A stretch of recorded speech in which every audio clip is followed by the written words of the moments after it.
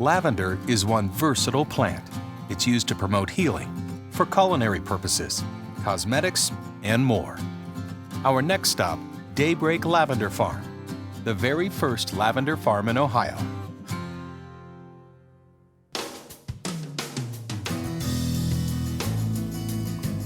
I bought the farm as a single woman, and I didn't really know what I was going to do with it. In fact, they called me the fool on the hill because I arrived at the farm with a push mower and 14 acres in front of me.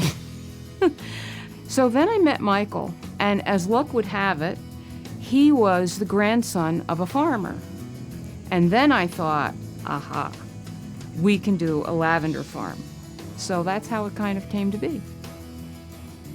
Lavender it's a great plant to work with. I like it because it's a perennial, so I don't have to worry about, planting it every year.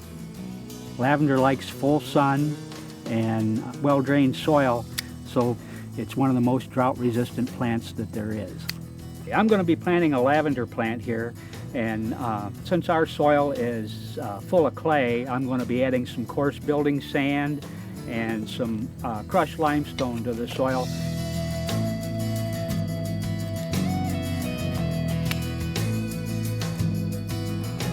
Lavender isn't a crop that you need to irrigate. It really loves conditions, the drier the better. There isn't really much of a problem with lavender. Deer don't eat it, nothing seems to bother it. It doesn't have any insect pests. The only problems we've had with growing lavender have been due to too much moisture, either in too much rain or the high humidity we have in late summer. Now that I've harvested my lavender, I'll take some of it in the house for culinary, cosmetic, and crafting use, and the rest I'll take out to the cabin and hang it for drying.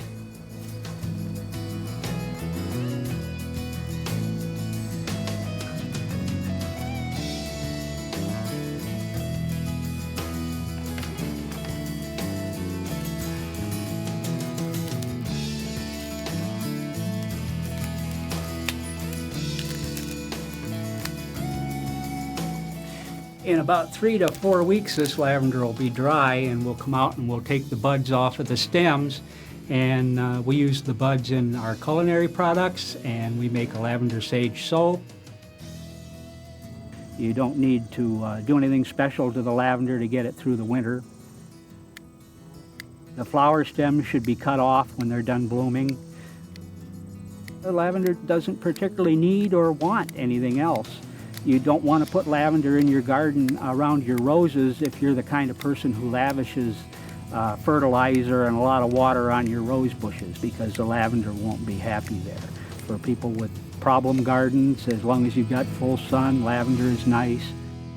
I love to call lavender the Swiss Army knife of herbs because it just does everything. You can use lavender in cosmetics, in homekeeping, in crafting, in perfumery, for culinary uses, for healing. I couldn't talk that way about oregano or basil. Only lavender has that incredible scope and that incredible application. So it is truly unique in the entire pharmacopoeia of herbs in that regard. And the other reason it's so popular is that fragrances are measured on a scale of 10 to 1.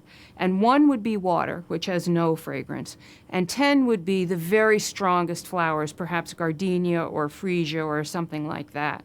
Lavender is a 5. It's right in the middle of the scent scale. And it also is not particularly feminine or masculine. It's a unisex scent. The number of products that you can create from lavender is just endless. We make 180 different products. That is not, of course, all lavender, because once you start making soap, soap is like endless. Anything can be a soap. And then, of course, if we do a soap that's popular, now we need to do the lotion and the body balm and the vodka splash, so that each scent ends up having 8 or 10 SKUs to go with it. In fact, Jody now has so many products, she has to buy essential oils and other all-natural ingredients just to keep her shelves stocked. So she saves the lavender she grows herself for one of her favorite uses, culinary. When you're cooking with lavender, you're going to be working with two different options. On the left here, your right, we have ground lavender. Over here, we have the dried lavender buds. Both are dried. The ground lavender is actually much more potent, and the dried lavender is much higher in texture. To make lavender perfume sugar, we're going to start with 1 cup of superfine sugar. We will take 1 tablespoon of the ground lavender, put it into the container, and you give it a good shake to make sure that the lavender is evenly dispersed throughout your sugar. And we're ready to put it to work. And today we'll use this for our applesauce chutney. For our apple chutney, we've started with 10 Granny Smith apples cut in large sections. And what we'll do first is add our lavender perfume sugar to them as they simmer. We're using a full cup of sugar, and we're going to stir in the other ingredients of the chutney. We'll start with fresh walnuts. I don't chop them, I leave them whole like that because I like big chunky things in a chutney. So in they go. Now we're also going to add some regular black raisins and golden sultanas. This is our fresh chopped ginger. And we're going to add that a little by a little. And now we just stir the ingredients together. Let it all mush around and get happy in the pot, and it'll be sauce soon, but it's not sauce until you say it's sauce. Jody says there's almost no limit to the things the lavender can be cooked with or made into.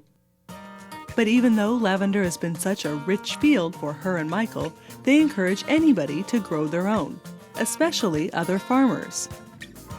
So if you're a farmer and you have 100 acres, think about taking an acre and putting in that test bed and giving it a whirl, because if it's dry land, if it's a little bit rocky, and it's been hard for you to get anything to go there, lavender's gonna love it. Just 1 acre of lavender will show you a million different things that you never thought possible.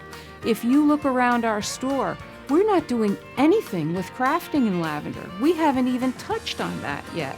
And in the home keeping, we have 1 or 2 items, but we haven't begun to touch on that yet. So this is something that can keep you occupied for probably the rest of your life.